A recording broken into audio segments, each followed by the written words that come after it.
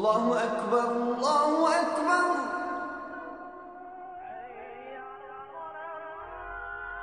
Allahu Akbar,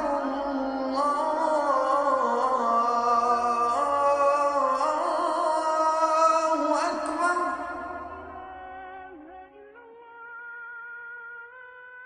أعوذ بالله السميع العليم من الشيطان الرجيم بسم الله الرحمن الرحيم السلام عليكم ورحمة الله وبركاته. We have been talking the last 2 days about the message itself and to try to understand, following in the footsteps of the messenger, once again, والسلام, we got some of the elements that were helping him to carry the message. Now the message is based first, as we said, on the Tawheed, La ilaha illallah, the oneness of God, and then the status of the Quran, because this is where we have this relationship as we have in the Quran, that Ar-Rahman allama al-Quran khalaqa al-insan. Now, the most merciful, he taught the Quran and he created mankind and human beings and the humans. Now there is something that we find very quickly in the message, which is the centrality of prayer. Praying is essential. At the beginning, it was not the 5 prayers that we had at the end of the message. It was the fact that to come close to God, you have to experience praying. Praying is to thank. First, praying is to acknowledge, is to thank, and it's a sign of your love. You come to an appointment with God. And very quickly in the first revelation in Surah Al-Muzammil, you have this call to the Prophet, peace be upon him, to come to this. Ya ayyuhal muzammil, qum al-layla illa qalila. You have to stand up during the night, a little or half of it, a bit less than that. All this we know about it. We know that it came through the Quran, and this is central for what, in fact?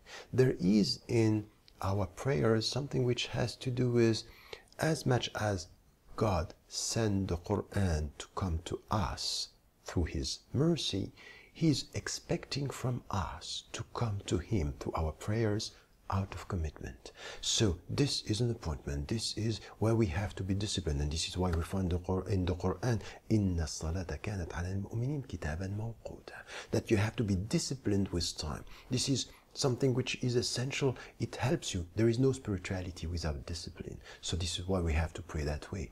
Now the other thing which is also important, and when we find it's central in the way we define believers. You know that between the Shafi'i and Ibn Hanbal there was a dispute for Ibn Hanbal relying on the hadith of the Prophet ﷺ saying بين المرء والكفر ترك الصلاة, between the individual and the fact that he's or she's a disbeliever or rejecting God or rejecting faith, there is the fact that you don't pray. So for Ibn Hanbal, he was of the opinion that if you don't pray, there is no way for we to be a Muslim.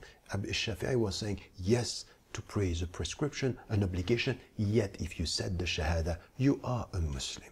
So we understand here the centrality of praying, why it's a communication, it's a way that we need to get, and it's the only prescription, obligation that the Prophet ﷺ got while he was not on earth. He has to be lifted, so to speak, just to get this obligation.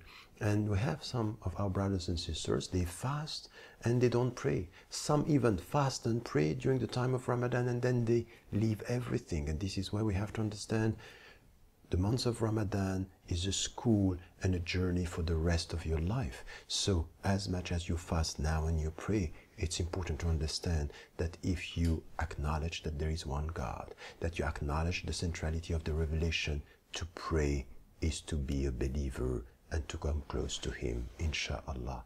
May Allah help us to be close to Him. And remember, never forget to tell the people you love that you love them. Wassalamu alaikum wa rahmatullahi wa barakatuh.